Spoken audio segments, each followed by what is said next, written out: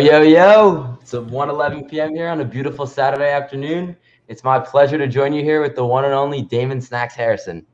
How we doing, Dame? I'm doing good, boss. How about you? Pretty good, Got a big football week coming up. Had an awesome Thursday night game. Not much to complain about. Yeah. This is an exciting week in the NFL, man. A lot of good matchups I'm looking forward to. 100%. So let's start with something that we touched on a little bit last week, but is obviously the primetime game for tonight or tomorrow night at 8:20 p.m.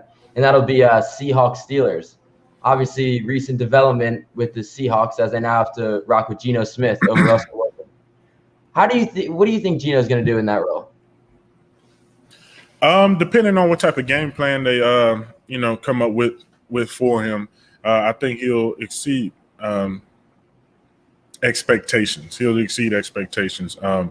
Basically, this is just an opportunity he's been waiting on for a long time, especially with this type of team that's built to win now. So I don't consider it a make or break, but this will be the one opportunity, that if he doesn't take advantage of, he'll wish later on down the line that he did.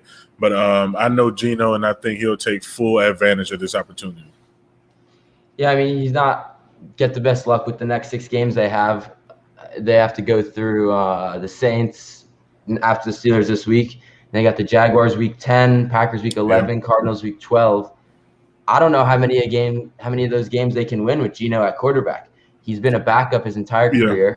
I don't know if he's going to be able to step into the starter role right away and succeed. But the thing is, why don't you know? What's confused you? What has Geno shown you in the past that'll kind of make you uneasy about him not being able to go out and beat the Steelers? I just don't like his track record. I don't think he's beat out enough guys for the quarterback job. I think he's had multiple opportunities where he sat behind a guy as a backup, and we saw that guy struggle as a starter, and he didn't get his name called. So to me, I see either every front office he's ever played for has a problem identifying his talent, or maybe he's not the guy to go and win football games as a starter. Also, but let's be honest, Geno was set up and in position to to have a really great year, the year in New York before he got hurt, before the little thing happened. Then he went on to the Giants, I believe, next. He was behind Eli Manning. Went out and had a pretty good game. Gave us added something to the offense that we needed. It was Eli Manning, so he couldn't necessarily just go in and take the starting job, even though there was a lot of support thrown behind it in the building, behind closed doors. The media didn't get a chance to see that side of it. I think Coach McAdoo kind of,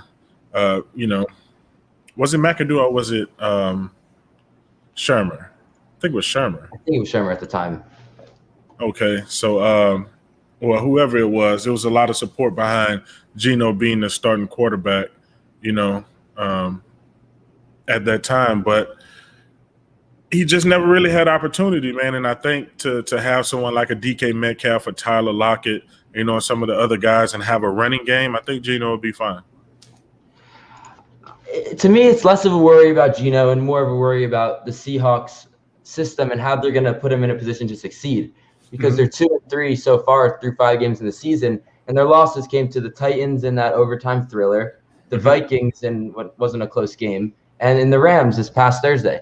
So I don't see how you could plug in Geno Smith as an upgrade over Russell Wilson and expect them to win games that they haven't won in the past.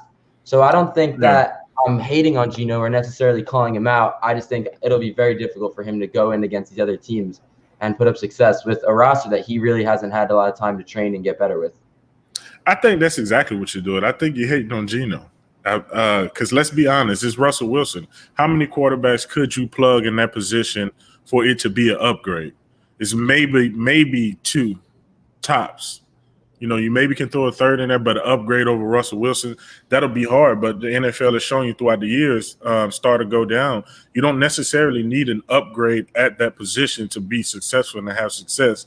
You got to rely on your running game, your offensive line, and your wide receivers got to get open. They got to rely on a lot of quick game. Don't let him hold the ball in his hands a lot. Give him some design run plays to kind of keep the defense off balance. If they put together a good game plan, this could be a really, really good season for Geno and allow the Seahawks to, not rush Russell Wilson back.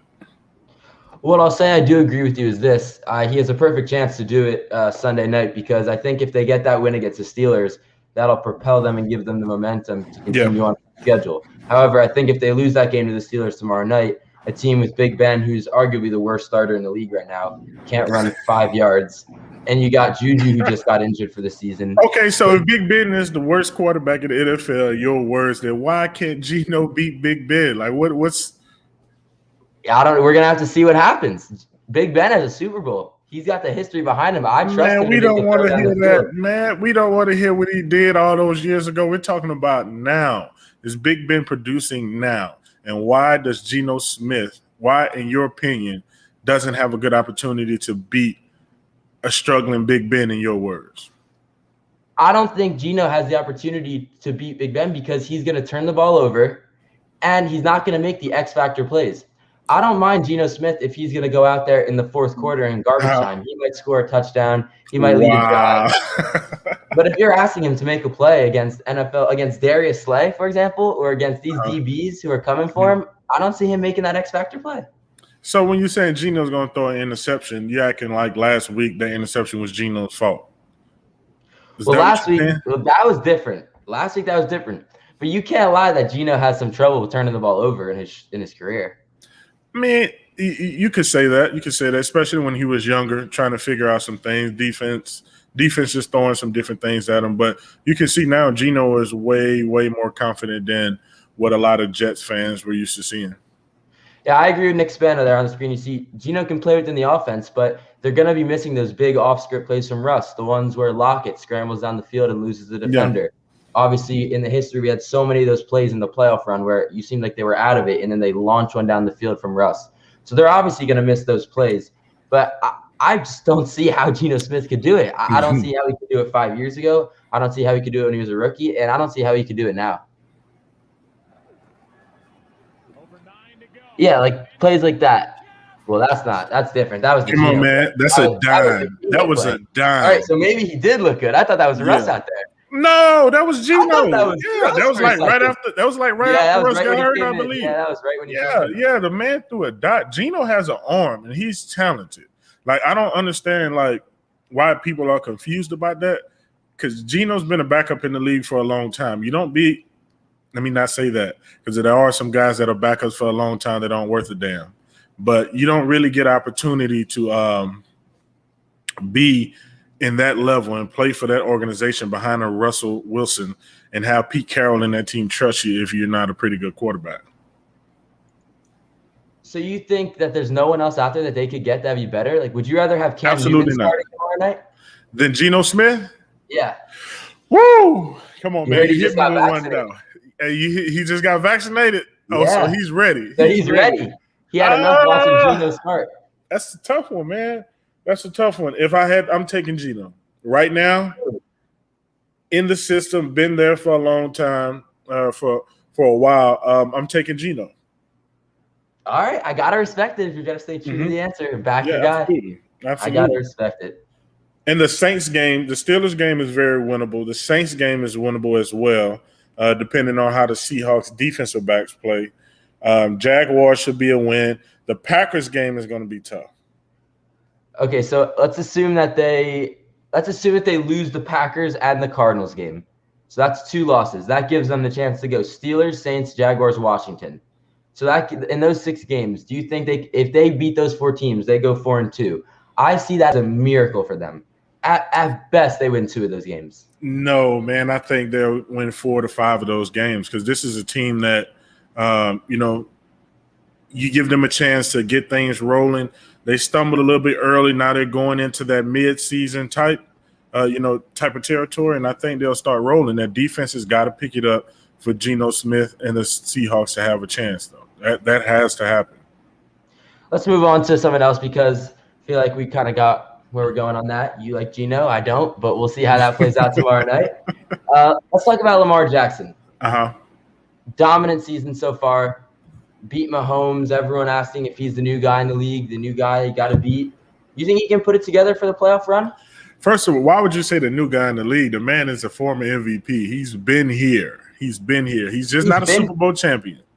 He's been here, but he hasn't been the guy. Mahomes has been the guy since he's been in the league. When Lamar won MVP, that was very you could argue that. You could argue that. All right, that's fair enough. MVP winner, fair enough. Yeah. So, but Lamar looked great last week, man. I think he had 4 incompletions. Yeah, here we go in the video. 4 incompletions and 4 touchdowns. I think he's putting it all together now. If he can just, stay healthy and kind of adjust his style a little bit. Don't want to take anything from him because his style is what makes him who he is. But I think he'll win MVP again if he can stay healthy. I agree. Such a big key for him was just staying in the pocket. As talented as a runner and kind of, how college football works, the guys love to just run past everyone because they're the best athlete on the field. But since he came into the NFL, his biggest problem is will he be able to adjust into a pocket passer, will he be able to complete those throws down the field?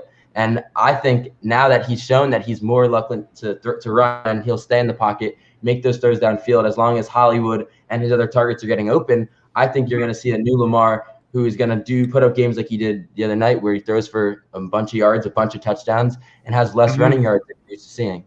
Yeah, I think he's shown he can be a pocket passer. Like a lot of these throws that you see, a lot of his big-time throws are in the pocket. He's just so great at being a runner with the ball that we don't get a chance to see a lot of these plays, but he's a pretty damn good pocket passer. The one comment I have on Lamar Jackson, and I'll take your input because it's something that I can't answer because I had never played in the NFL, but in the playoffs, he's 1-3 with a 55% completion rate.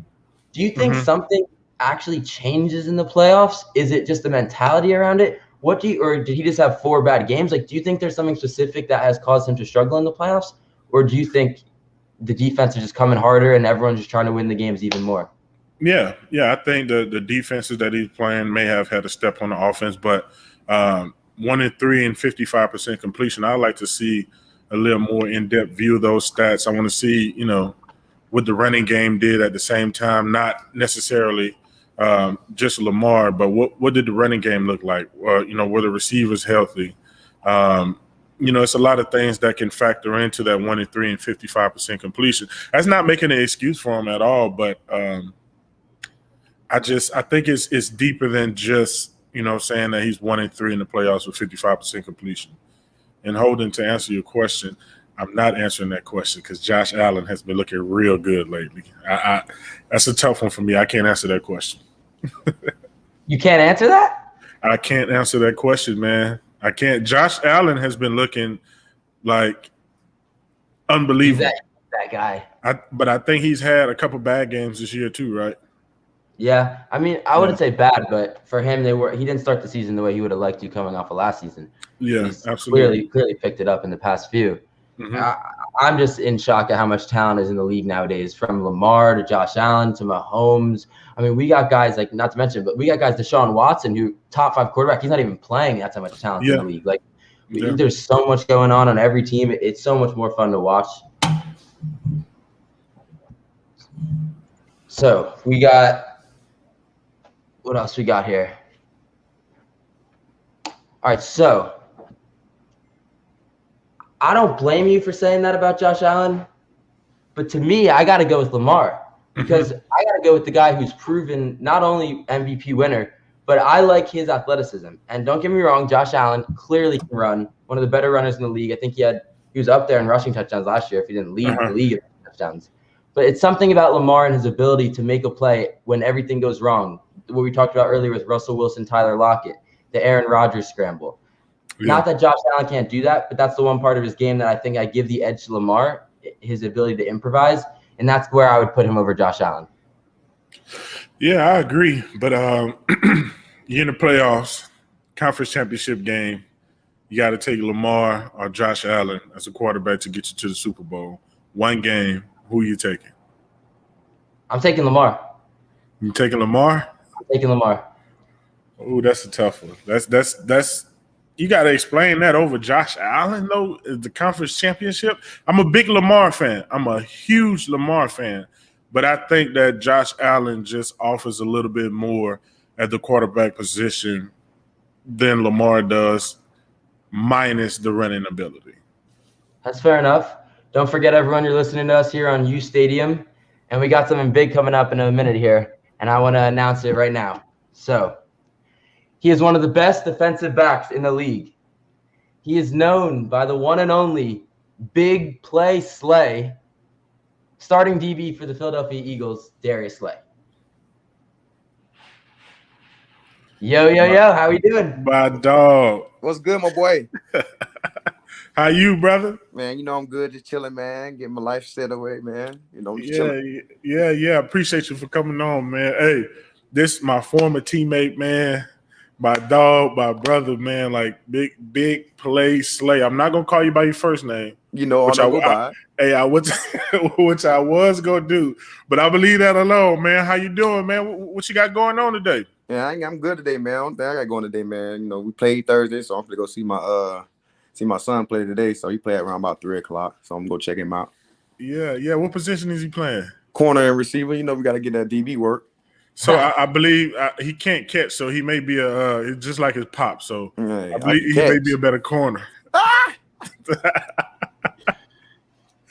No, so yeah, man. I appreciate you for coming on. Just got a couple questions for you, man. Just try to see where your head at. You're ugly too, boy. I just want to let you know now. Hey, stop that now. Stop that now. No, so we all got stories, man. Every player has stories. So, we got the graphic up right now just to show, how great you are. We all know how great Big Play Slay is. I don't know why they continue to sleep on my dog, but numbers don't lie. Yeah, men lie, women lie, but numbers do not lie. But let me ask you this, Slay. What was your welcome to the NFL moment? Like that moment where it was like, damn, this is real. So my first play of my NFL career, we played Minnesota Vikings. I think it was 14. I think AP 13. AP just came off the crazy surgery. Ooh, that year. That year. So he had first game, my first play. I met him in the middle, shook me, took it 70 yards, tug, first play of the game. I said, "Oh shit!" That was your rookie year. My rookie year. Ooh, I'm like, oh my goodness. I'm talking about AP coming down there not untouched, shook the team, 80 yards, tug. I said, oh my goodness. Hey, what was that? What was that like in the film room? And who was your DB coach at the time? Ooh, my DB coach at the time was who was it? It was I forgot. But I know Schwartz was my head coach. Oh man. Did they get on you? Rookie? Did they get on you? Oh, he was on what? Come on, man. I got benched that game. Bro, so was that the year AP went like crazy after went crazy injury, right? it went crazy. Yeah. He should have been tested. Yeah. He went crazy. And that was 2013 or yeah, it was going 13 going into 14. Yeah. No, man, I remember playing against AP after that. I didn't think he was going to be the same, and he just came back in and just proved everybody wrong. Yeah, proved everybody wrong. So what was it like playing in Detroit with Damon? Man, it was what my dog. That's my boy, man. It was fun. Hey, everybody said so. I knew we traded for him. They say, hey, boy, we just got better in the run defense. I said, who it is? You know what I'm saying? Who it is? We better be that damn good. You know what I'm saying? So they said Snacks. I said, oh, I know that boy. I heard of that boy. That boy be going crazy. So he come in there all quiet, like he don't got the joke, like he don't crack jokes or nothing. So I had to bring him out a little bit, crack my jokes on him. And then we opened up and then we became good friends, man. So it's always been a blessing to play with that man, man. He's a hard-working dude, man. We be getting it. Yeah, hey, it was like I think after I got to Detroit, it was like a legit year stretch where you and I and Nino talked to each other every single day. Like every day. It was crazy, man. Like we literally spoke every single day. And you don't get that a lot in the NFL, man. Like you get guys who you're cool with during the season and you go your separate ways. But we stayed in contact. Like, it was crazy, and that's why we continue to remain friends. Now. So Slay, I have my Tom Brady story. I grew up a Patriots fan, and the first time I saw Brady face to face on the field, like that was the first time I ever been starstruck. So what player did you play against that you can remember that had you like, damn, like that's such and such? Yeah, so 2004 what Super Bowl year the Denver Broncos with Peyton Manning. 14-15, right? Yes. Something like that. So we playing them at home. Mm-hmm. I'm like, man, if I get to pick off Peyton Manning, bro, I'm gonna be like, bro, I'm gonna go crazy because I'm gonna be. You got one? No. So the story was, he heard about it. I said, man, he's one of my favorite players in the world and all that stuff. Came and talked to me before the game. I was like, damn, I just talked to Peyton Manning. Like, what the fuck? It's going crazy. So, so then the game started. Man, Demaryius Thomas and Emmanuel Sanders lit my ass up. Mossed me, both of them. I'm like, and I had both of the picks in my hand. Both of them snatched them out of. I said, oh, good Lord. Hey, DT was different at that time. DT was different. He was really like going crazy. He was going crazy. They had Julius too, right? See the picture? He mossed the crap out of me. Oh, that's it right there. So why'd Snacks not get to Peyton first? Yeah. No, I wasn't there then. I was with the Jets then, man. Yeah, then Emmanuel Sanders came right then after that. I'm like, oh, this ain't my day. Hey, so what year you led the league in picks one year, right? Yeah, 17. Yeah, so that was one of the first things I said when I saw you, because I'm in New York and I keep hearing about this Slay dude in Detroit. So I'm like, what the hell? Like, they not good in Detroit. Like, what are you talking about? So the first thing I went up to you and said when I met you, I was like, damn, so there's you over here with all these interceptions. I was like, bro, you're not like that. You were like, shit, you better ask about me. That's the first thing. You gotta ask about me. I said when we came up to you, bro. Nah, that was crazy, man. Yeah, so I got one other question for you. Is there a moment or a play that you can remember in your career where you realized like that I belong in the NFL? Like this is for me. Like for me, it wasn't until my second season in the preseason when I just started to stop worrying about making mistakes and just started to play, and that's when I realized I belong in the NFL. Well, shoot, mine was what it was after my rookie year. Because I tore my meniscus, so I'm like, dang, bro, I'm like, it's junk hard. So I came into my sophomore year and camp, and like not really camp, but like OTAs and stuff like that. So me and this guy was competing for number 23, if I could get 23. So man, this was my first play I made on Calvin Johnson. My whole career was my second year. I had him. So man, he ran like an out and up. And I attacked the ball, and I picked it. So I'm like, I just picked Megatron off in practice for the first time. I'm here, like, and that built my confidence up, and and working with CJ, man, he just kind of helped me out through the whole process, man. So when I made my first play on CJ, really was the time I really felt like, I belong here, man. Because my whole rookie year, man, I ain't knock a ball down. They had me travel against him on scout team when I was a rookie. I couldn't make no plays, so my confidence kind of shot a little bit, but I was like trying to keep my head up. But when I made that play coming in year 2, man, it boosted me up real big. Yeah, I know, and confidence is big in the NFL, man. If you can get a guy some confidence, those are the guys that develop the fastest. Facts. So do you have one particular moment with Snacks that is your favorite, or maybe you like to make fun of him for? Nope. No, I ain't got nothing to make fun of him because, man, we always goofy. We goofy people, but it be just like sometimes in the middle of the play, he just be talking junk, and I just come out of nowhere and just like bag him up like he talking to an old lineman like I'm 2 times smaller than him, but you mess with my dog Snacks, I'm coming out there doing it. He be like, Slay, I appreciate that, you know what I'm saying? So it's just me being me and him being him, and we just goof off a lot. Let me tell you one of my favorite Slay moments of all time when I knew Slay was that dude. Slay. I'm not gonna get too deep into it, but it was certain things we weren't allowed to do in Detroit, and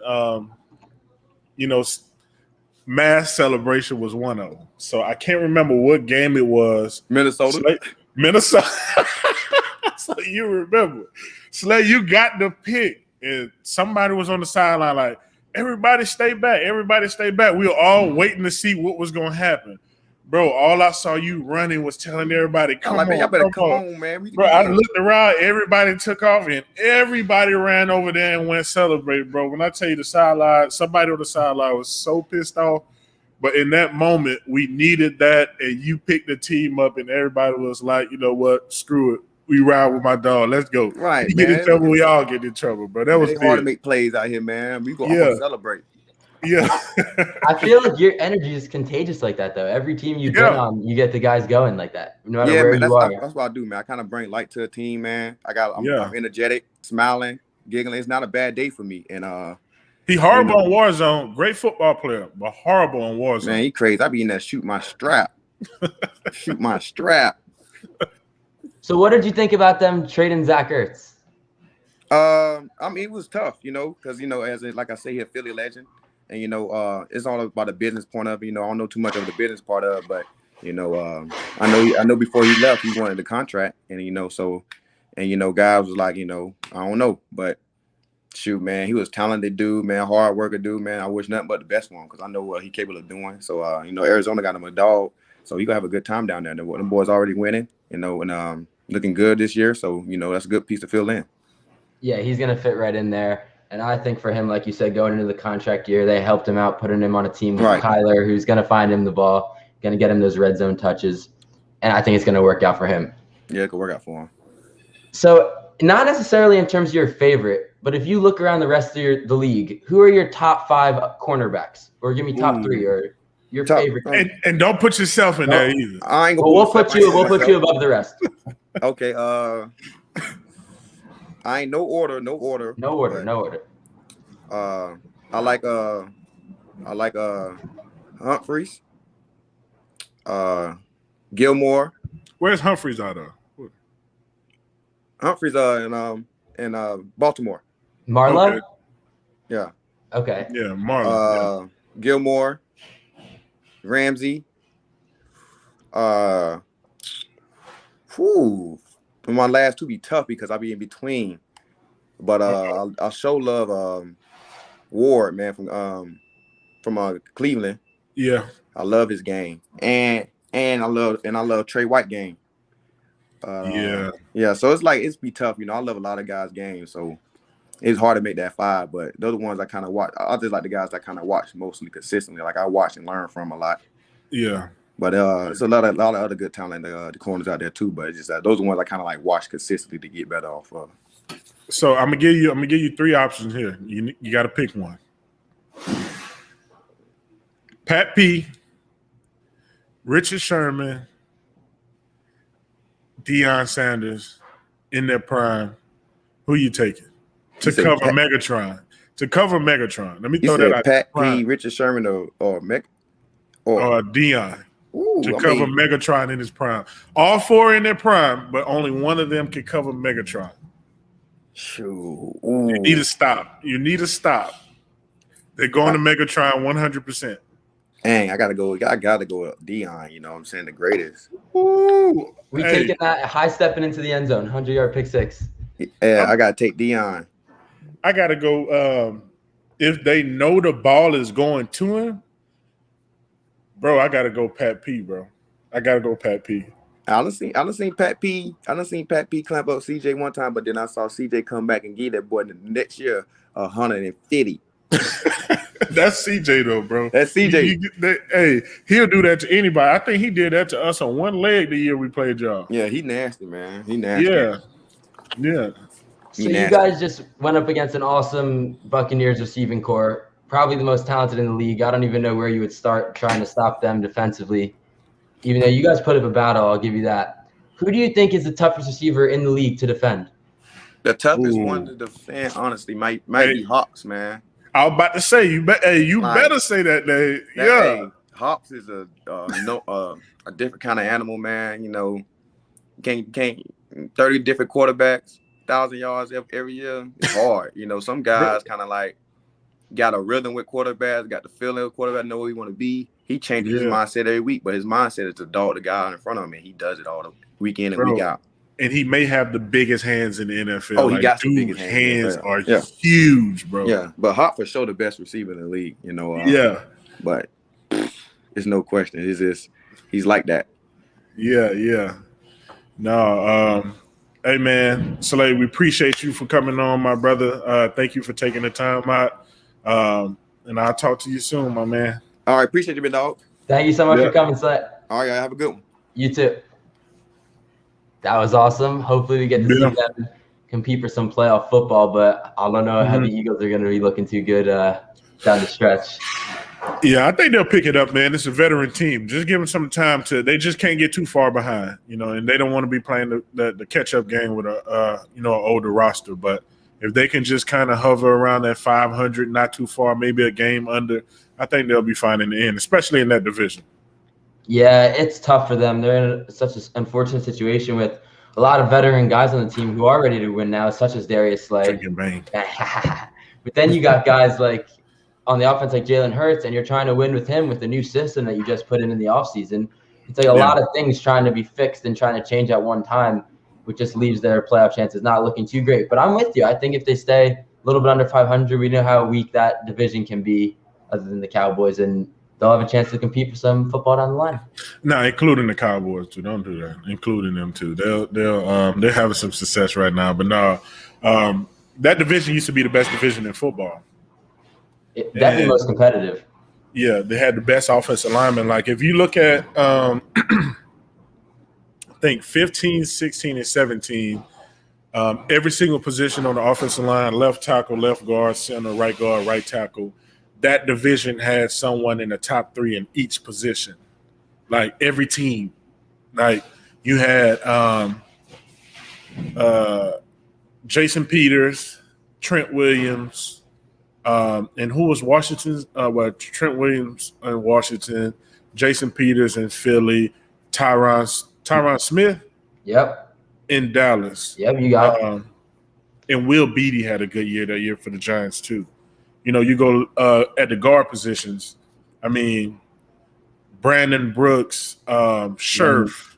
They got Lane Johnson there, right? Lane Johnson was at right tackle. He was at tackle, okay. Yeah, right tackle. Still, so he was Johnson, there too. Jeez. Moses, Dallas had 2 pretty good guards. Philly had 2 good guards. We don't talk about the center position. Young Rich Westberg. Was it Westberg or Weston? I can't remember the name. But, every team had a good offensive line. So, and I think that not only made that the best, division in football, but also he had the best receivers, top cornerbacks, linebackers. It was just all around great division.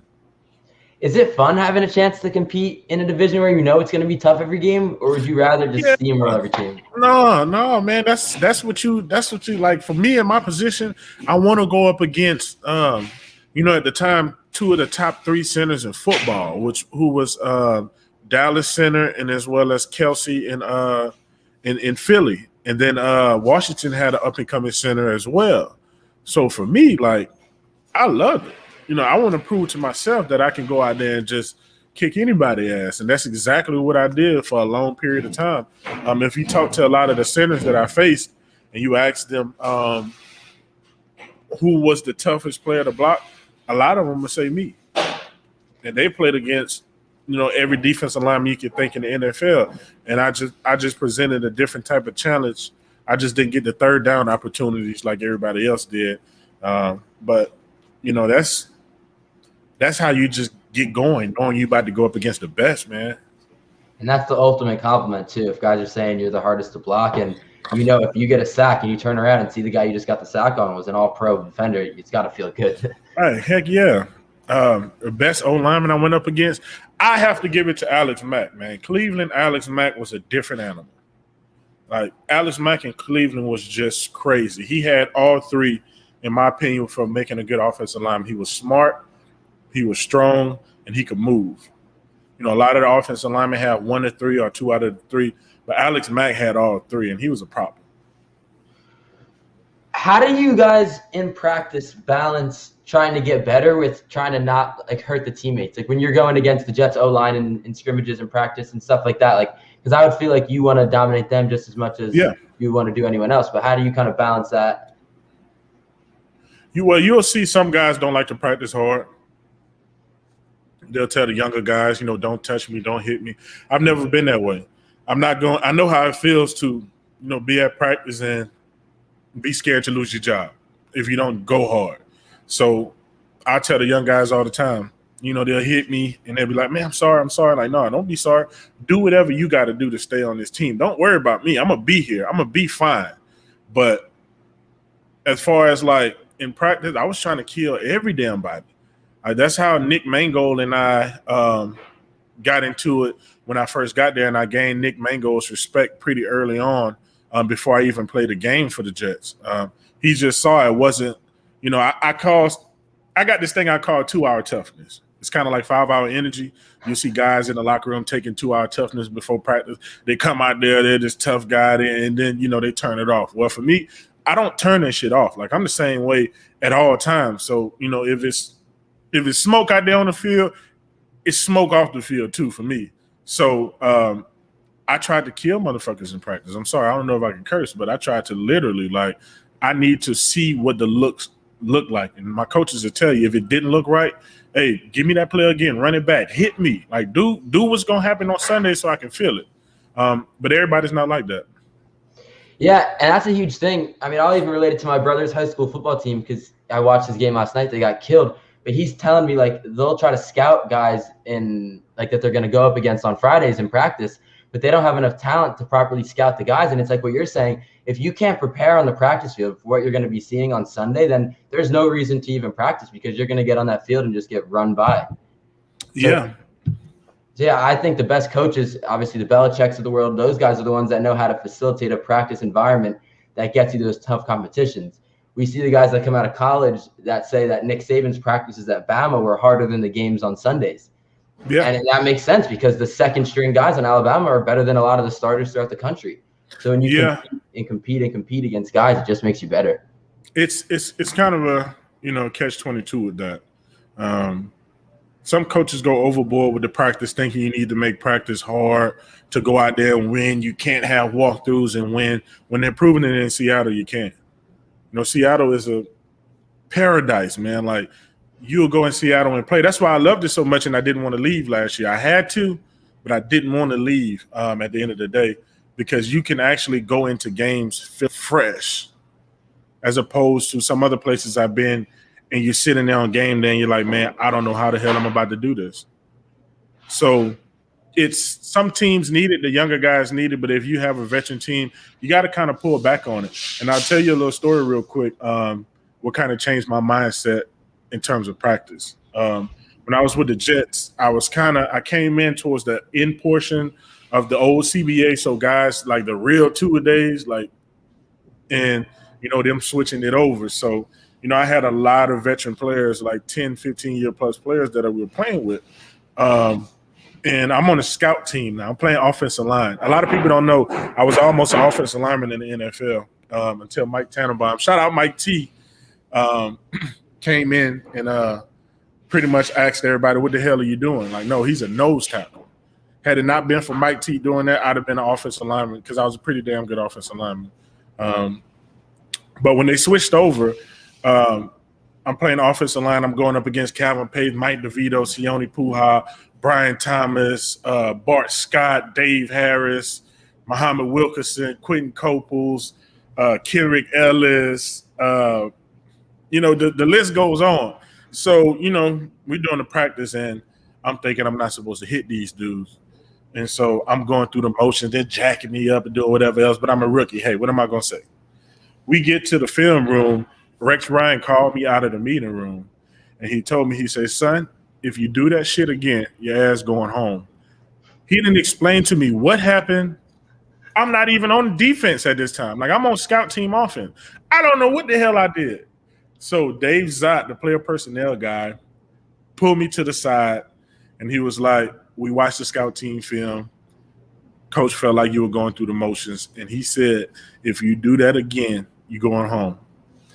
Man, the next day at practice, I'm in a training room. I'm wrapping up my wrists. I'm taping up my fingers. It's just a regular, training camp practice. I don't even think it was training camp. I think it was maybe OTAs. But I'm taping my shit up. I got my headphones on.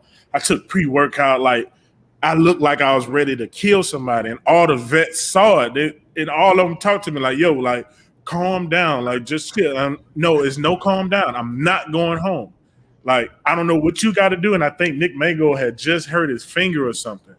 And that's what we was kind of when he was like, oh, man, watch my hand. I told Nick, listen, if you don't want to get that finger messed up, you need to get the hell out of practice because today, no, man, everybody going to get it. And ever since then, I took that mentality with me throughout my career.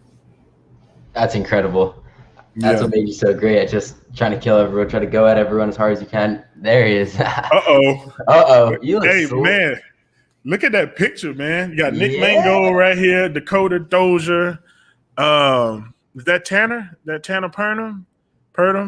We got the GOAT, the Brickashaw Ferguson, Dave Harris, Demario Davis.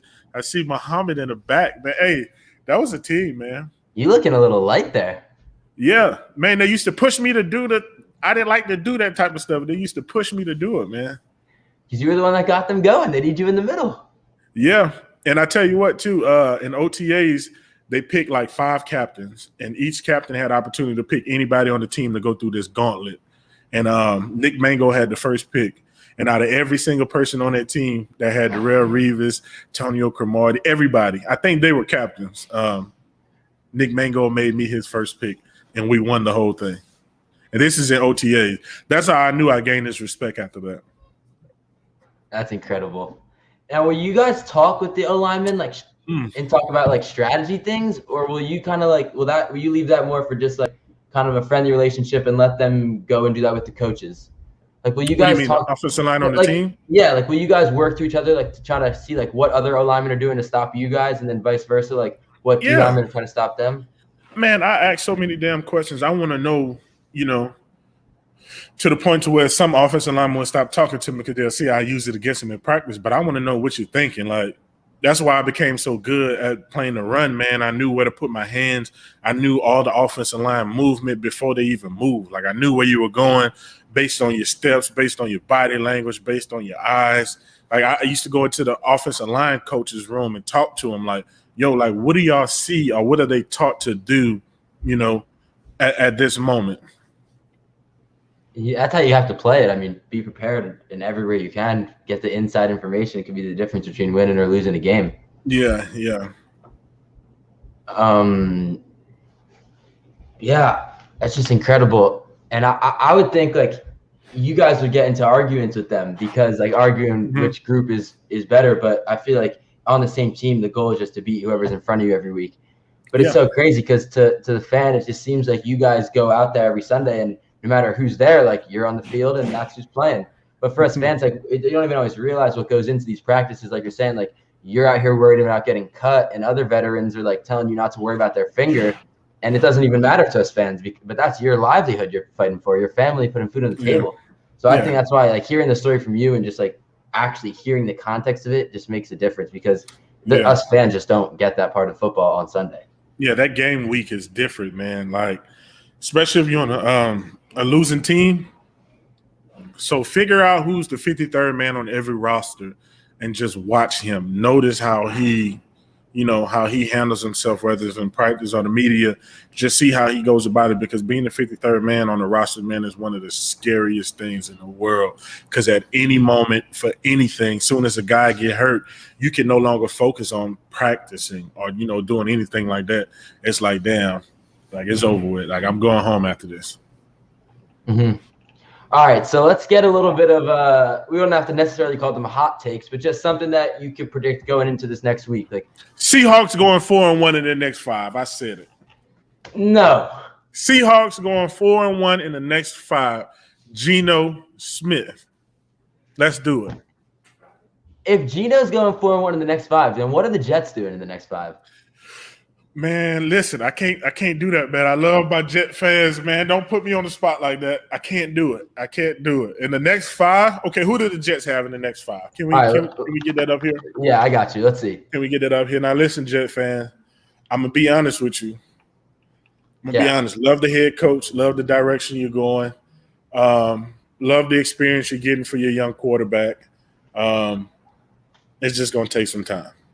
Okay, Tell Woody – give the head coach some time. Don't give in to the pressure and fire him. After 2 or 3 years, give the man some time. Let it develop. Let him get his staff right. So where are we now? So we got the bye this week. Okay, and that is next game is at the Patriots at New England. Yeah. So we got the Pats. Wow.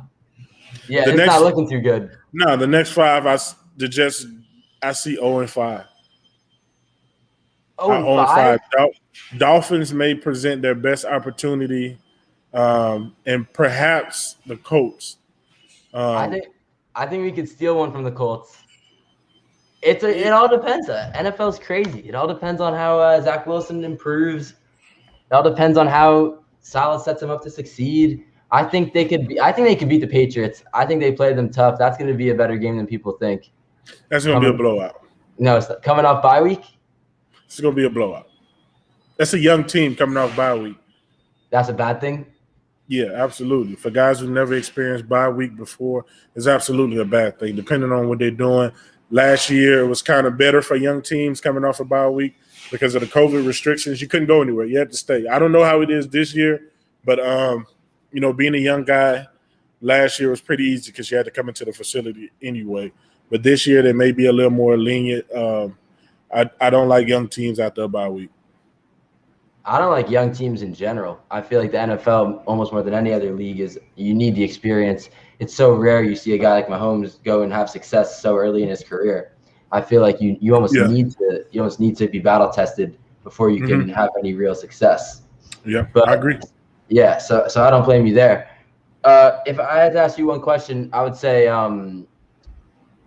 who from not necessarily from the coaching staff, but just amongst you guys, like if you guys are getting scored on, you guys as in the defensive unit, like, and it's bad, like they have 30 on you guys, will you start arguing amongst yourselves, like with the DBs? I'm not saying that you're doing it on purpose, but like, will you guys start kind of blaming each other? Will everyone just be down together? Or is that the difference in what makes a good team? Like the ones that stick together are the ones that succeed?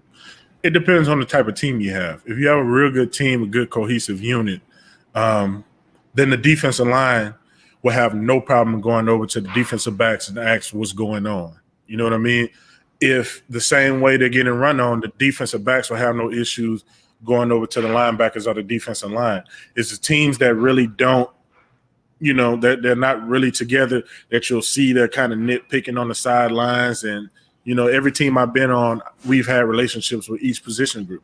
So it'd be no problem, if Slay getting bombed on out there, I have no problem whatsoever going over to Slay.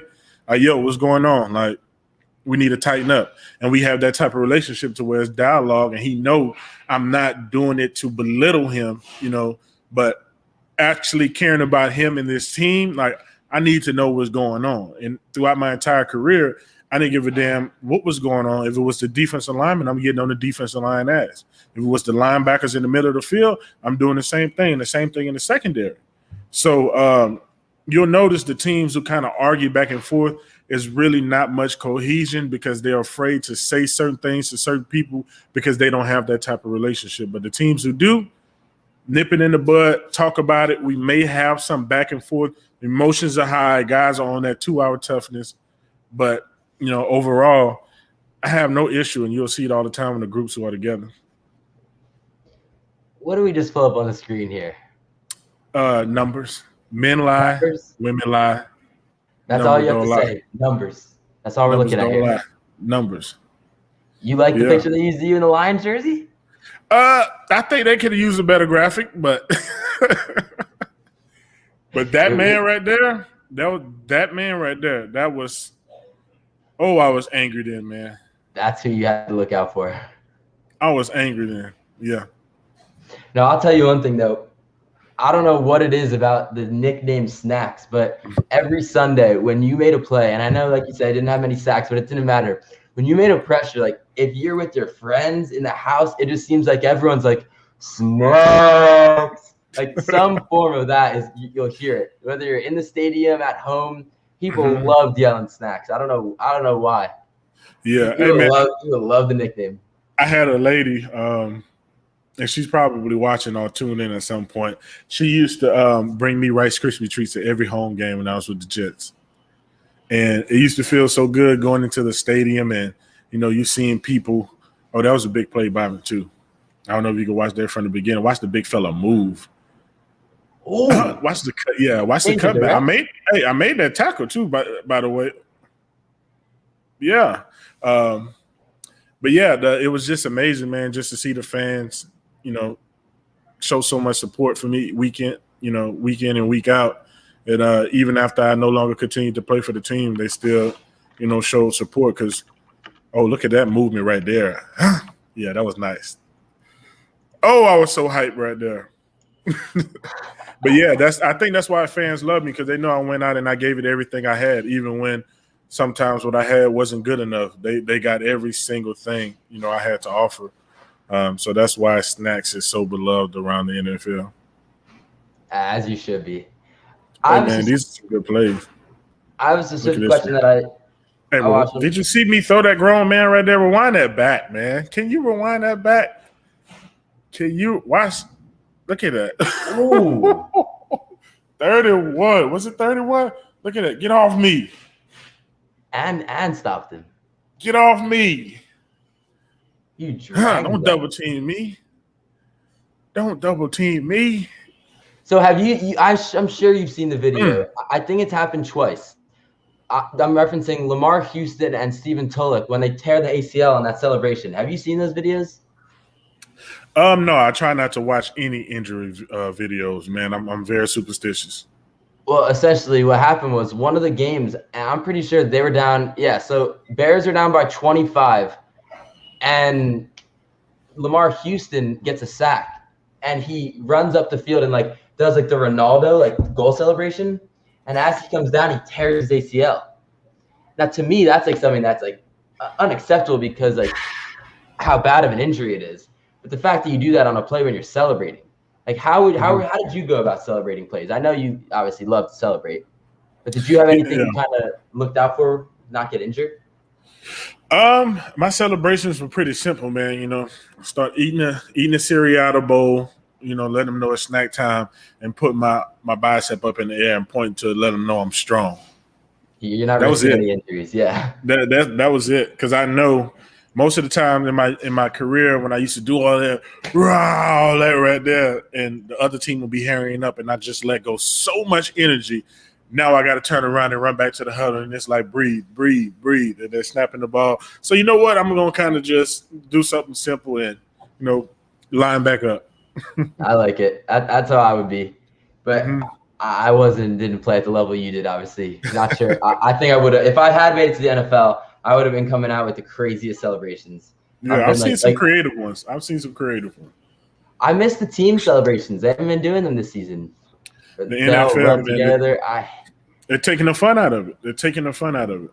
Which makes no sense why they were there's no harm to anyone. It gets the guys going. It gets the fans going. It's just fun. Why take the fun out of it? The fans love it, man, because you'll have 2 or 3 people who complain about something that really just never played the game. And I think they just need to leave the game alone. Keep it fun, man. 100%. Leave it alone. Keep it fun.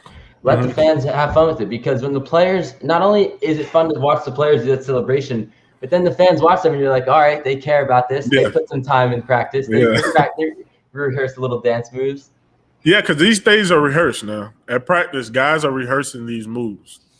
I would get mad if I scored a touchdown and one of my guys didn't do the celebration. We need to practice all week. I'd be mad at him. Yeah, when I first got to Green Bay, I saw them doing the little, I think it's called a D train, and you'll see guys rehearsing it. It gets excited, man. And everybody's excited to make a play to do the celebration. That's so funny. When I guess I'd say it depends on who's there, I'm sure. But when you're playing in the NFL, will you listen to your defensive line coach or your head coach if you have a specific question about the team? Which one will you tend to spend more time with, or really does it just depend on the situation? I mean, you really don't spend any time on game day with the head coach at all, except for before the game or at halftime, at end of the game. Other than that, it's your defensive line coach, your position coach, and your coordinator, depending on who's upstairs in the box or who's down on the field. But you don't really talk to your head coach much, if any. Some guys will go the whole game and don't say a word to the head coach, because the head coach they don't have the luxury of being able to walk away from the field and talk to players. They got to watch the offense, defense, and special teams. So as opposed to your defensive line coach, I mean, position coach, who's watching you. You come off the field, they're on the sideline now talking to you. So let's get to something that, not that I've been avoiding, but I didn't want to bring it up in the first episode because of the craziness around the topic. But I feel like we'll have to mention it just because it happened. But the whole John Gruden scandal. What were your thoughts on that? And how do you go about a coach when he makes a mistake? Because it's so fascinating to make you see Derek Carr say, "I love the man, but I hate the sin." Hate the sin. Yeah, and I agree with him because I'm sure they had a great connection before he had known that happened. But when a coach is involved in something like that, like how did the players take that? It's not surprising to a lot of people. I tell you that. You know, to some people, most of the people, you know, that I know over there, is kind of, you know, it's exactly what they thought. You know, it never was said, they didn't have any proof, but, you know, it didn't surprise anyone. So to be able to, you know, now have emails and, you know, and everything like that, you know, I've had positive experiences with Coach Gruden. I never, you know, would have thought that, you know, he'll be a guy like that. But again, I haven't spent much time with him, you know, especially like some one-on-one or intimate time, like personal time. I never have. So to see something like that, and what kind of pissed me off is nothing was going to happen to him until he made reference to the sexuality portion of it. Again, I have no problem whatsoever with people being and doing what they want to do. Whatever makes you happy, let that make you happy. But the NFL wasn't going to act or do anything to Coach Gruden until that side came up. So that's the portion I don't agree with. I think the Raiders wanted to make a move, but they couldn't make a move. So for contractual reasons, he resigned. And I believe the Raiders are now off the hook for that remainder of his salary, which was guaranteed as a head coach. So I believe that's why he resigned. Yeah, and I want to make sure you really make that clear, what you're saying, because I want people out there to understand that what you're saying is 100% true. I think those allegations came out, maybe was it a Thursday or Friday, and Gruden coached that game on Sunday. Mm-hmm. And it was, and that was, and I want that to be very clear. And I think that that's honestly unacceptable. And like you're saying, like he was in the clear. Like he would have been hated. All that stuff would have happened, but he had his job. It wasn't until they leaked the second and third email regarding the Michael Sam, who was on the Rams in the Jeff Fisher incident in 2014, and it wasn't until he referenced it was on the email with the cheerleaders, and that's when he got fired. So I agree with you. I think it's actually horrible that it took those extra things to get him out of there when it should have been done from the beginning. Yeah. So to them, it's certain things that the NFL care about and are willing to let go and to sweep under the rug. But the NFL is drawing the line, and you know, I just feel like it was warranted, but it was a little, you know, too late. Yeah, exactly. They made the right decision in the end, but it should have been done way earlier. The situation should have been avoided and all. What's interesting to me is that the investigation, which claims to have looked at over 600,000 emails, which was an investigation into the Washington football team, the only thing we're being left with is Gruden. Like, who else is on the emails? Who else is involved? There's got to be some bigger fish involved in this story that hopefully we'll find out in the next 4 or 5 years once the stuff starts to leak. But I'm disappointed. I mean, the NFLPA just filed to have those emails released because the NFL claimed that they're done releasing stuff about the investigation. Right. But I don't see how that could be fair to anyone. And listen, it's a lot more coaches. It's a lot more personnel. It's a lot more owners that feel the exact same way John Gruden feels, the exact same way. But coaching the game and owning the team has its privileges, and, you know, a lot of the owners will be exempt. But he's not alone. John Gruden is not alone. Like, and us as players, we know it, but we can't do anything about it. And that's the scary part too, because those are the guys signing the checks, and you want to be out there every day, but it just a lot of questions morally and stuff. I don't blame you guys. It's a crazy situation. Well, that was incredible. If you got any other thoughts, you want to mention anything, wrap up? No, man. No, that was a great show, man. That was great. Great show. Yeah. That was incredible. All right. Well, if you were out there, if you're watching, be sure to like and subscribe. Thank you so much for tuning in. This was Snacks and Sonny, and I hope you guys have a great Saturday, and let's watch some football tomorrow. Yes.